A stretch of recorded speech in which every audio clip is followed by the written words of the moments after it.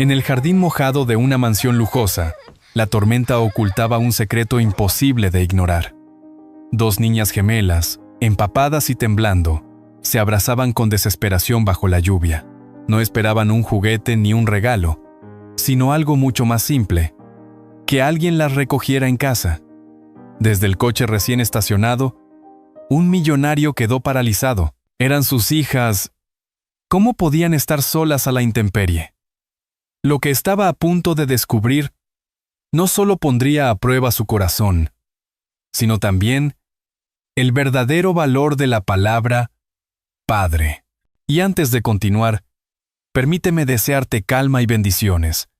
Dime, ¿desde qué ciudad y a qué hora nos estás viendo?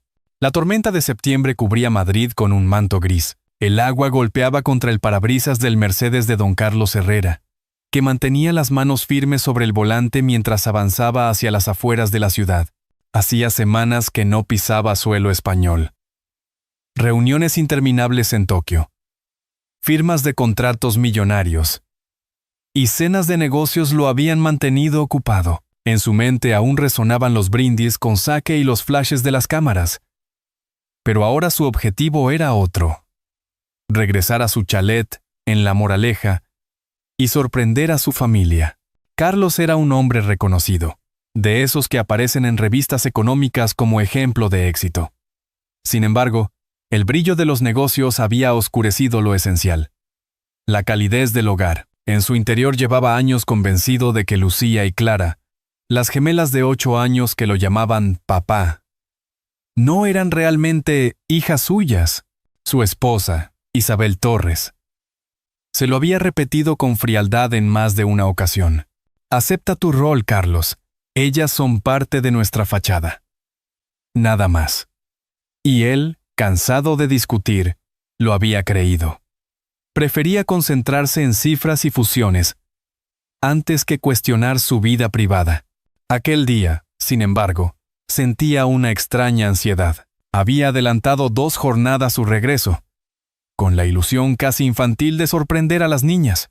Tal vez era el recuerdo de cuando tenía su edad, cuando su madre lo esperaba con chocolate caliente, después de un día de colegio. Pensó en entrar en casa con una sonrisa y escuchar los pasos ligeros de las gemelas corriendo por el pasillo. El cielo rugió con un trueno y las gotas comenzaron a caer más densas. El coche avanzó por la carretera bordeada de pinos que conducía a La Moraleja, barrio exclusivo donde las mansiones se ocultaban tras altos setos. Encendió la radio y escuchó la voz de un locutor anunciar la feria de otoño en las ventas. Le resultó un sonido familiar, una conexión con la vida cotidiana que tantas veces había ignorado. Al llegar al portón automático, algo le pareció extraño. Normalmente, Isabel encendía las luces del vestíbulo para recibirlo, pero la casa estaba completamente a oscuras. Ni un resplandor detrás de las cortinas, ni un ruido que delatara movimiento. Apretó el botón del mando y la verja se abrió lentamente con su característico chirrido metálico. El silencio del chalet se mezclaba con el tambor de la lluvia. Carlos frunció el ceño. El motor del Mercedes ronroneaba mientras él trataba de distinguir algo más allá de las luces delanteras. Y entonces lo vio. Bajo el roble viejo del jardín delantero, 2 figuras pequeñas permanecían inmóviles, encogidas sobre sí mismas. Al principio creyó que se trataba de una ilusión, sombras distorsionadas por la tormenta. Pero al acercarse, su corazón comenzó a latir con fuerza. Los vestidos empapados, los cabellos rubios pegados a las mejillas, los bracitos abrazándose con desesperación. Reconoció la ropa rosa de sus hijas, ahora sucia de barro. El hombre que había negociado millones, que había discutido con magnates internacionales sin pestañear, se sintió paralizado. El mundo se redujo a aquella imagen: 2 niñas indefensas bajo la furia de la tormenta, esperando algo que nunca llegó. Con un movimiento brusco, pisó el freno. El chirrido de las ruedas se mezcló con el rugido del trueno. Carlos frena bruscamente, con el corazón helado. Eran sus gemelas. ¿Qué hacían allí solas bajo la tormenta? «Papá», gritó Lucía al reconocerlo. corriendo hacia él con los brazos abiertos. Clara la siguió, temblando como un pajarito. El traje de Carlos se empapó en segundos al arrodillarse en el barro para recibirlas. El agua fría corría por su rostro. Pero lo que más le helaba era el contacto con aquellas manitas congeladas. Las niñas lo rodearon con un abrazo desesperado, como si tuvieran miedo de que se esfumara en la tormenta. Lucía, con voz entrecortada, logró explicar. Mamá nos echó. Dijo que esperáramos aquí. Carlos la miró sin comprender. Isabel, su esposa, siempre elegante, calculadora, orgullosa de su papel en los eventos sociales de Madrid, ¿había hecho esto?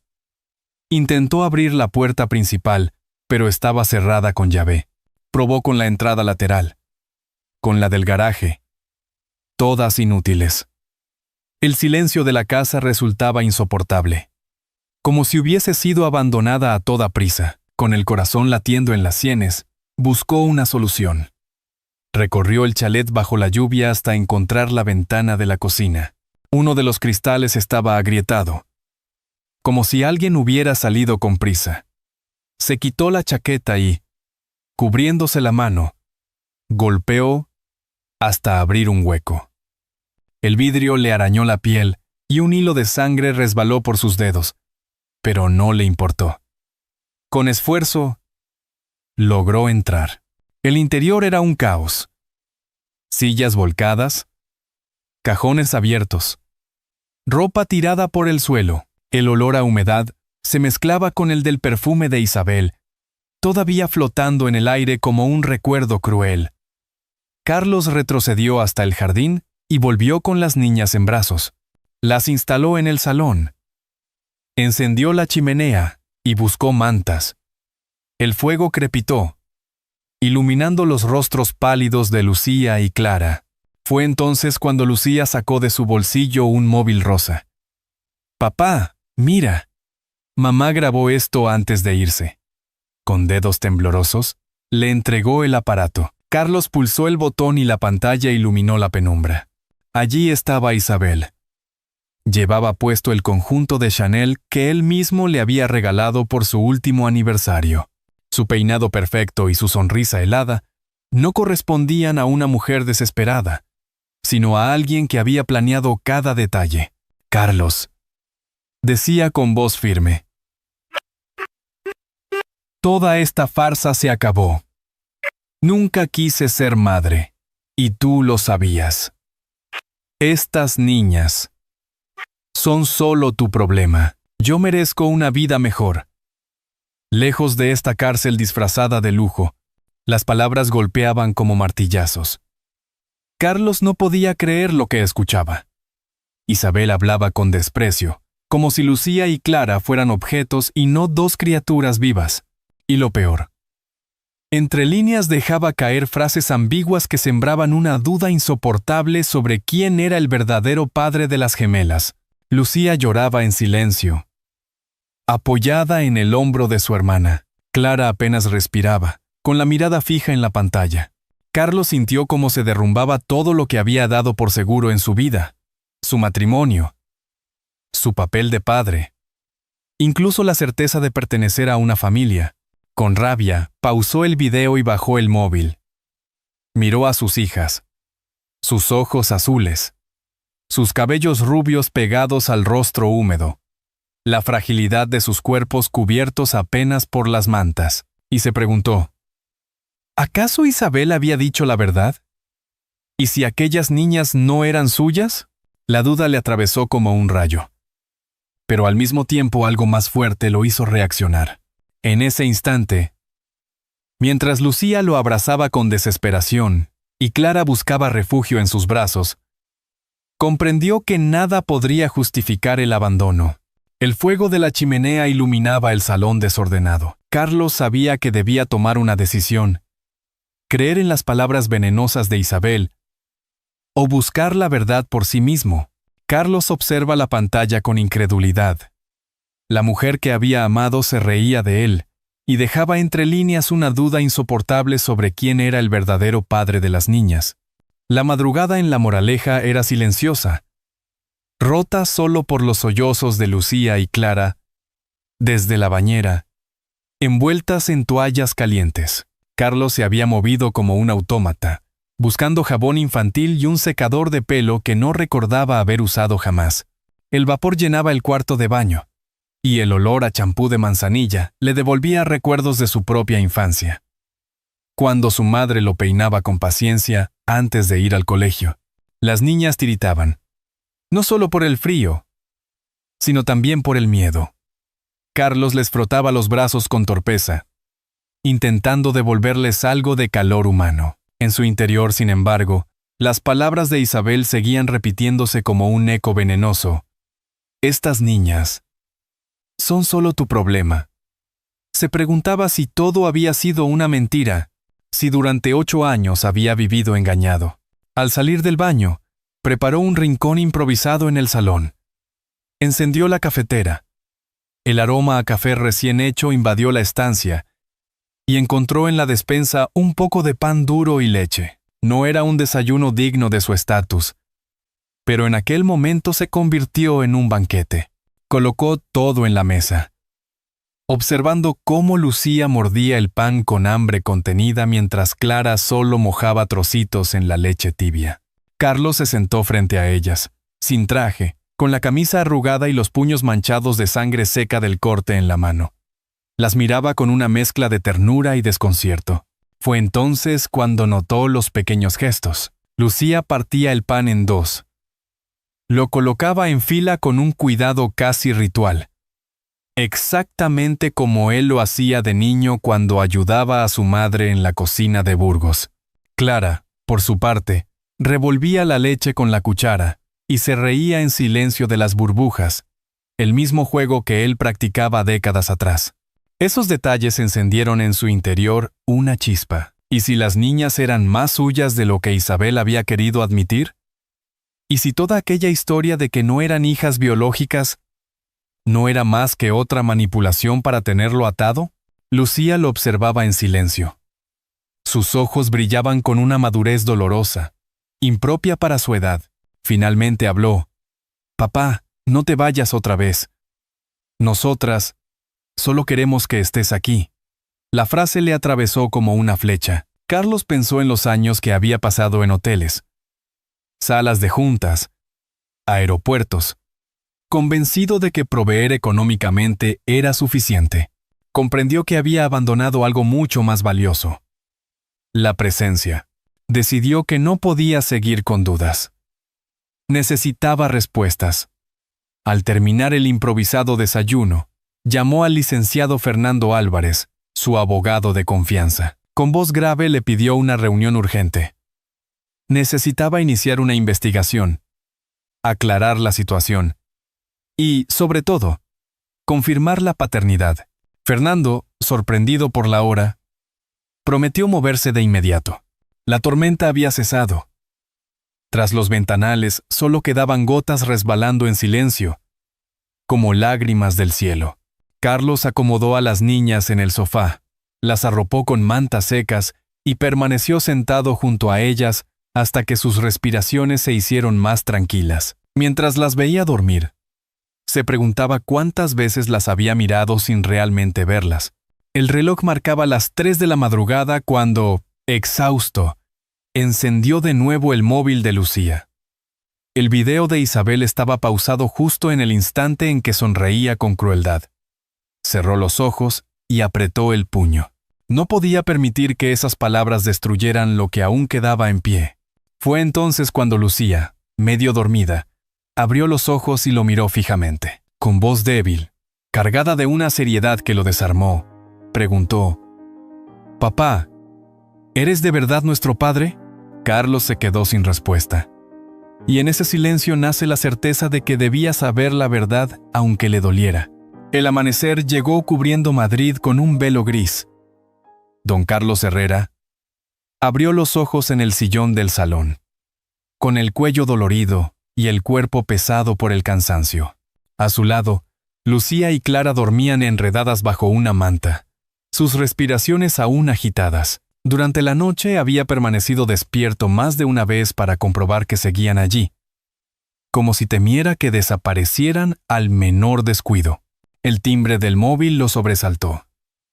Era el licenciado Fernando Álvarez, confirmando la cita en una clínica privada del barrio de Salamanca. Carlos aceptó de inmediato. Necesitaba respuestas claras. No podía seguir atrapado entre dudas. El trayecto hacia el centro fue un silencio denso. Lucía observaba las calles mojadas por la lluvia. Clara jugaba con el vaho de la ventanilla, dibujando círculos que se borraban al instante. Carlos intentó iniciar una conversación, pero las palabras parecían quedarse atascadas en su garganta. ¿Cómo explicarle a dos niñas que quería asegurarse de ser su padre? El mero pensamiento lo llenaba de vergüenza. La clínica era un edificio moderno, con paredes de cristal y recepcionistas impecables. El olor a desinfectante se mezclaba con el del café de máquina que algún paciente sostenía en un vaso de cartón. Carlos se sintió fuera de lugar, a pesar de su traje caro y su porte de empresario. Allí lo esperaba la doctora Elena Gutiérrez, psicóloga infantil de mirada serena. Con un gesto amable, Elena saludó a las niñas y se agachó para quedar a su altura. «Bienvenidas, Lucía, Clara. Aquí estáis seguras». Aquellas palabras parecieron aliviar un poco la tensión de Lucía, aunque Clara continuó escondida tras la manga del abrigo de su hermana. Entraron en una sala decorada con colores vivos, dibujos en las paredes y una pequeña estantería de juguetes. Carlos se acomodó incómodo en una silla demasiado baja para su corpulencia, mientras Elena iniciaba preguntas sencillas. Lucía respondía con frases cortas, siempre mirando a su padre antes de hablar, como si buscara aprobación. Clara permanecía muda, abrazando un muñeco de trapo. La doctora tomó notas y luego se dirigió directamente a Carlos. Su tono fue firme, sin rodeos. «Han sufrido un abandono severo. Esto no se soluciona con un baño caliente y comida. Necesitan estabilidad, presencia. No más viajes. No más excusas». Carlos bajó la mirada. La imagen de aeropuertos, hoteles de lujo y salas de juntas se le vino encima como un reproche. Había creído que proveer económicamente bastaba, que delegar en Isabel o en la empleada era suficiente. Ahora entendía que su ausencia había cavado un vacío en el corazón de sus hijas. Tras la sesión psicológica, Fernando lo llevó discretamente a otro despacho. Allí, con voz contenida, Carlos pidió realizar pruebas de ADN. «Necesito saber la verdad. No puedo seguir sin certezas». El abogado asintió y organizó todo con rapidez. La extracción de muestras fue casi un juego para las niñas, que no entendían el alcance de aquel gesto. Lucía preguntó: «¿Por qué nos hacen esto, papá?». Carlos le acarició el cabello y respondió con ternura forzada: «Porque quiero protegeros». Al salir de la clínica, Carlos decidió detenerse en la chocolatería San Ginés. Sentados en una mesa de mármol, las niñas mojaban churros en chocolate caliente y reían al mancharse las manos. Fue la primera risa sincera que escuchó en días, y aquel sonido le pareció un regalo. Sin embargo, en su bolsillo ardía la tarjeta que Fernando le había entregado. En pocas horas, el laboratorio enviaría los resultados preliminares. De regreso a La Moraleja, Carlos acomodó a las niñas en el sofá. Les puso una película infantil. Y, mientras ellas se acurrucaban bajo una manta, él se refugió en el despacho. Encendió la chimenea y se quedó mirando las llamas, con el sobrecerrado sobre la mesa. Esa noche, cuando las gemelas ya dormían, volvió a escuchar en su mente las palabras de Elena. Nada más de viajes. Nada más de excusas. Comprendió que aquel sobre no solo contenía un resultado científico, sino la llave de un futuro distinto. Elena le dice: «Las niñas necesitan presencia absoluta. No más viajes. No más excusas». Carlos se queda mirando a sus hijas dormidas en la sala, con un sobrecerrado en la mano. Dentro estaba la verdad que cambiaría todo. La lluvia había cesado cuando Carlos abrió el sobre. La chimenea del despacho crepitaba, lanzando destellos anaranjados sobre las paredes forradas de libros y fotos familiares que ahora parecían observarlo en silencio. El papel crujió entre sus dedos y el corazón le martilleaba en el pecho como si quisiera escapar. Respiró hondo y comenzó a leer. Las primeras líneas eran puras fórmulas, cifras y palabras técnicas. Pero la última sentencia brillaba clara. Él era el padre biológico de Lucía y Clara Herrera Torres. Las letras parecieron iluminarse solas, como si quisieran arrancarlo de la penumbra en que había vivido durante años. Carlos dejó caer el informe sobre la mesa y se cubrió el rostro con las manos.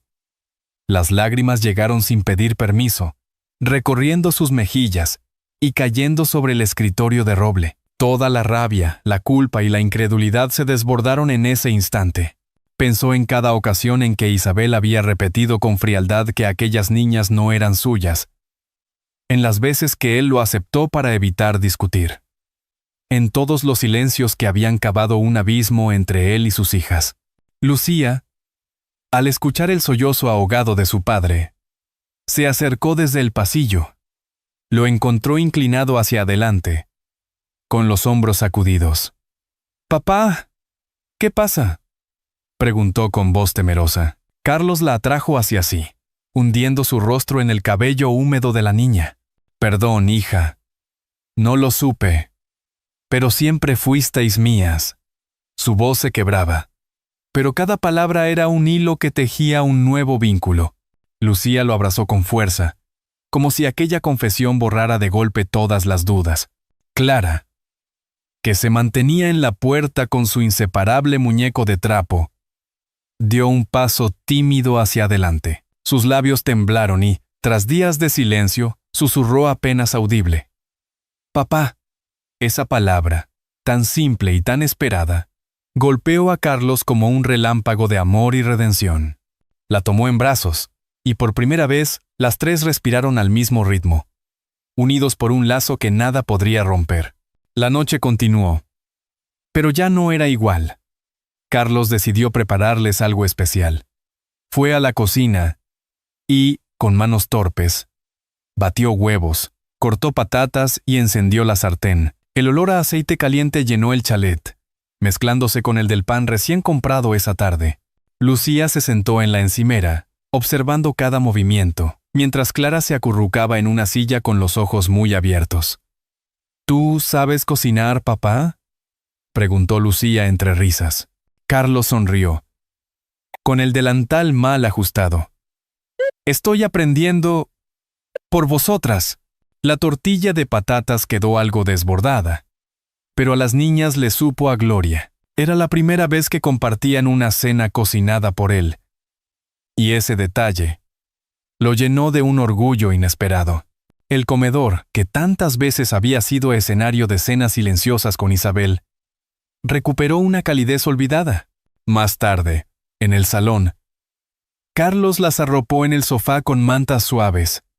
Les leyó un cuento clásico, modulando la voz como nunca lo había hecho, imitando personajes para arrancarles alguna sonrisa. Lucía rió bajito. Clara, aún tímida, se quedó dormida con su mano aferrada a la de él. Carlos las contempló, convencido de que la vida le ofrecía una segunda oportunidad. A medianoche, cuando ya todo parecía en calma, sonó el teléfono fijo del despacho. El timbre retumbó en la casa silenciosa y lo hizo saltar. Contestó con voz aún conmovida. Era Fernando Álvarez. La voz del abogado transmitía urgencia. «Carlos, acaban de notificarme que Isabel presentó una demanda en los tribunales de Madrid. Reclama la custodia de las niñas». Carlos se incorporó de golpe, con el pulso acelerado. «¿Custodia? Pero si las ha abandonado bajo la tormenta». Fernando suspiró desde el otro lado de la línea. Su argumento es que sufrió una crisis emocional, que necesitaba un alejamiento temporal y cuidado. Está insinuando que tú las retuviste contra su voluntad. Puede complicarse mucho. Carlos apretó los dientes. Apenas podía creer lo que escuchaba. Miró hacia el salón. Desde allí le llegaba la respiración tranquila de sus hijas. El miedo se le instaló en el pecho. En ese momento, Lucía apareció en la puerta del despacho, frotándose los ojos. ¿Pasa algo, papá?, murmuró con inocencia. Carlos respiró hondo, forzando una sonrisa mientras se agachaba para acariciar su cabello. Nada, cariño. Vuelve a la cama. Todo va a estar bien. Pero cuando ella regresó con Clara, él se quedó mirando el fuego de la chimenea con la certeza de que la paz recién hallada pendía de un hilo. La felicidad se ve interrumpida por una llamada de Fernando. Isabel había presentado una demanda en los tribunales de Madrid reclamando custodia. Las campanas de la Plaza Mayor resonaban aquella mañana cuando Carlos cruzó las puertas del Tribunal de Madrid, con Lucía y Clara tomadas de su mano. El edificio imponía respeto con su fachada solemne, pero lo que más pesaba sobre sus hombros no eran las columnas de piedra, sino el miedo de perder a las niñas que acababa de recuperar. Las pequeñas, vestidas con abrigos nuevos que Mercedes les había regalado, caminaban con paso corto y miradas tímidas, refugiándose en la seguridad del brazo de su padre. Dentro del tribunal, el aire era denso, cargado de murmullos y pasos apresurados. Isabel Torres apareció con un vestido oscuro y gafas grandes, intentando proyectar la imagen de una mujer frágil. A su lado, un abogado de traje impecable desplegaba carpetas llenas de documentos. Cuando la vio, Carlos sintió un nudo en el estómago. No reconocía en aquella mujer a la esposa con la que había compartido 10 años, sino a alguien que representaba una amenaza para la paz recién conquistada. La audiencia comenzó. Isabel argumentó que había sufrido un episodio de estrés emocional, que necesitaba distancia temporal para cuidar de sí misma. Su voz sonaba convincente. Pero Carlos apretó los puños al escuchar cómo negaba haber abandonado a las niñas.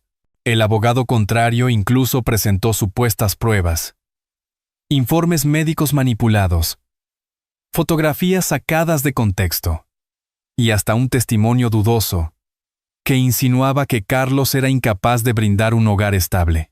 En ese instante, intervino el inspector Diego Ramírez, testigo clave presentado por Fernando Álvarez. Con tono firme reveló detalles de la investigación. Mensajes de Isabel a terceros en los que admitía su intención de marcharse, transferencias de dinero a cuentas extranjeras y la grabación que Lucía había guardado en su móvil. El tribunal guardó silencio cuando se reprodujo el video. La imagen de Isabel, impecable y cruel, diciendo que nunca había querido ser madre. Lucía se estremeció y apretó la mano de Carlos. Él la abrazó con fuerza, transmitiéndole calma. Clara, en cambio, escondió el rostro en su abrigo, incapaz de ver a la mujer que había pronunciado aquellas palabras. El juez escuchó con atención cada argumento. Tras horas de tensión, la sentencia se anunció con solemnidad. La custodia exclusiva quedaba en manos de Carlos Herrera. Isabel, además, perdía todo derecho de decisión sobre el futuro de las niñas. El murmullo de la sala estalló. Pero para Carlos, el tiempo se detuvo. Las lágrimas asomaron a sus ojos mientras sentía a Lucía y Clara abrazarse a su cintura. A la salida del tribunal, el sol iluminaba Madrid con un brillo otoñal. Carlos llevó a las niñas a celebrar en el Parque del Retiro. Allí, junto al lago donde los barquitos de remos avanzaban despacio, compartieron bocadillos de jamón y horchata comprada en un kiosco cercano. Lucía reía mientras contaba cómo el juez había mirado a Isabel con gesto severo. Clara, más callada, dibujaba corazones en un cuaderno nuevo que Antonio le había regalado como símbolo de un nuevo comienzo. Esa tarde, de regreso a La Moraleja, la casa parecía distinta. La chimenea encendida, el aroma de cocido que Mercedes había preparado, las risas de Antonio contando anécdotas. Todo formaba una armonía que Carlos nunca había conocido. Se sorprendió al descubrir que ya no veía el chalet como un lugar vacío lleno de lujos, sino como un hogar que por fin latía con vida. Cuando llegó la noche, las niñas se quedaron dormidas en el sofá, agotadas por tantas emociones. Carlos las miró con ternura y pensó en la transformación que había vivido. Ya no era el empresario distante que creía que el amor podía comprarse con dinero. Ahora entendía que lo único que realmente importaba era la presencia, la dedicación, el cariño incondicional. Al día siguiente, mientras desayunaban churros con chocolate en la terraza, Lucía lo miró con seriedad poco común para su edad y le dijo: «Papá, siempre fuimos tuyas, aunque tú no lo supieras». Carlos sintió un nudo en la garganta. «Clara», con una sonrisa tímida, añadió: «Y ya no queremos que te vayas nunca». Las abrazó con fuerza, mirando el cielo despejado de Madrid. La tormenta que había marcado el inicio de aquel camino había quedado atrás. Ahora solo quedaba el horizonte abierto de una vida nueva. Al salir, Lucía declara con voz firme: «Papá, siempre fuimos tuyas, aunque tú no lo supieras». Carlos las abraza, mirando el cielo despejado de Madrid. Por primera vez, la tormenta había quedado atrás.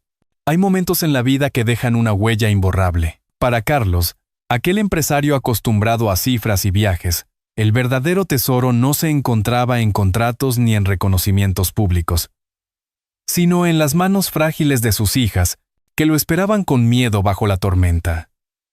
La pregunta de Lucía, si era de verdad, su padre se transformó en el inicio de un nuevo camino.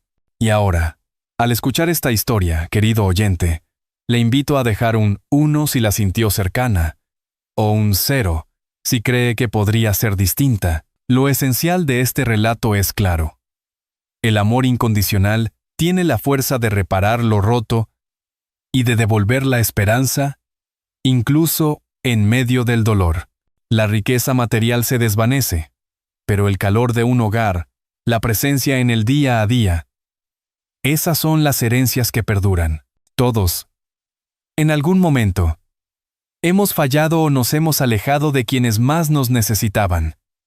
Pero siempre existe la oportunidad de regresar, de pedir perdón, de volver a abrazar. Como una lámpara encendida en la ventana durante la noche, un gesto sencillo de ternura puede guiarnos por los senderos más oscuros de la vida. Hoy, Carlos aprendió que la verdadera grandeza no está en dirigir empresas, sino en preparar un desayuno, en escuchar una risa infantil, en ser constante en la compañía. Y sus hijas, al reconocerlo por fin como padre, nos muestran que la familia es más fuerte cuando se elige cada día con amor. Le invito a reflexionar. ¿A quién podría usted llamar esta noche? ¿Con quién podría reconciliarse antes de que sea tarde?